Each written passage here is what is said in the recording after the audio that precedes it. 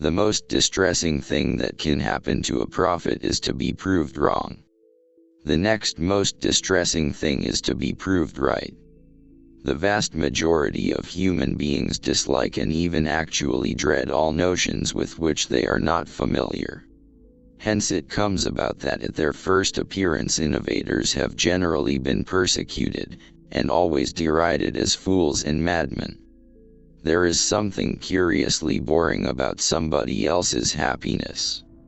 The most shocking fact about war is that its victims and its instruments are individual human beings, and that these individual beings are condemned by the monstrous conventions of politics to murder or be murdered in quarrels not their own. Thought must be divided against itself before it can come to any knowledge of itself. You should hurry up and acquire the cigar habit. It's one of the major happinesses. And so much more lasting than love, so much less costly in emotional wear and tear. It was one of those evenings when men feel that truth, goodness, and beauty are one. In the morning, when they commit their discovery to paper, when others read it written there, it looks wholly ridiculous. The proper study of mankind is books. A man may be a pessimistic determinist before lunch and an optimistic believer in the will's freedom after it. We participate in a tragedy, at a comedy we only look. The impulse to cruelty is, in many people, almost as violent as the impulse to sexual love, almost as violent and much more mischievous. Defined in psychological terms, a fanatic is a man who consciously overcompensates a secret doubt. If human beings were shown what they're really like, they'd either kill one another as vermin, or hang themselves. Science has explained nothing. The more we know, the more fantastic the world becomes and the profounder the surrounding darkness. There's only one corner of the universe you can be certain of improving, and that's your own self. Words, words, words. They shut one off from the universe. 3/4 of the time one's never in contact with things, only with the beastly words that stand for them. Official dignity tends to increase in inverse ratio to the importance of the country in which the office is held. It takes two to make a murder. There are born victims, born to have their throats cut, as the cutthroats are born to be hanged. The quality of moral behavior varies in inverse ratio to the number of human beings involved. It's with bad sentiments that one makes good novels. Those who believe that they are exclusively in the right are generally those who achieve something.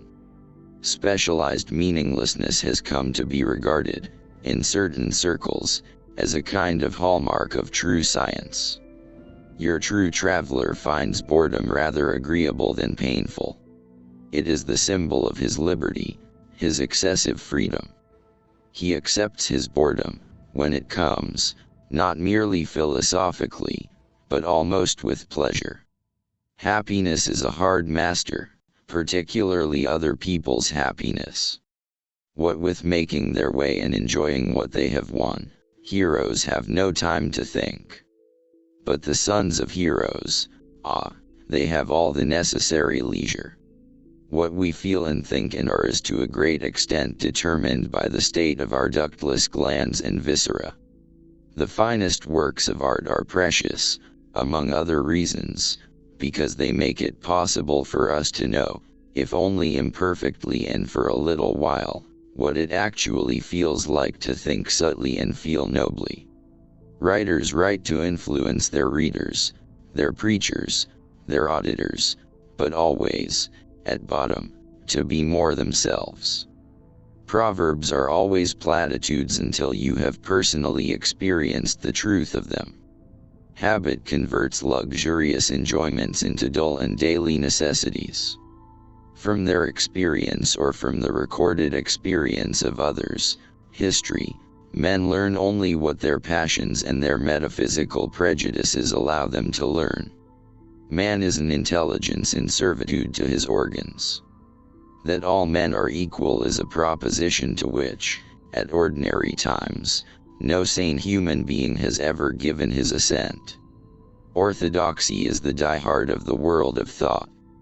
It learns not, neither can it forget. Like every other good thing in this world, leisure and culture have to be paid for. Fortunately, however, it is not the leisured and the cultured who have to pay. Bondage is the life of personality, and for bondage the personal self will fight with tireless resourcefulness and the most stubborn cunning. Europe is so well gardened that it resembles a work of art, a scientific theory, a neat metaphysical system. Man has recreated Europe in his own image. A bad book is as much of a labor to write as a good one, it comes as sincerely from the author's soul. Feasts must be solemn and rare, or else they cease to be feasts. Tasada is the one completely consistent and thoroughgoing revolutionary of history. Most of one's life is one prolonged effort to prevent oneself thinking.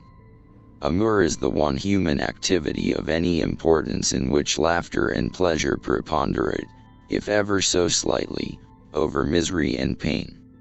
That we are not much sicker and much madder than we are is due exclusively to that most blessed and blessing of all natural graces, sleep. So long as men worship the Caesars and Napoleons, Caesars and Napoleons will duly arise and make them miserable. The author of the Iliad is either Homer or, if not Homer, somebody else of the same name.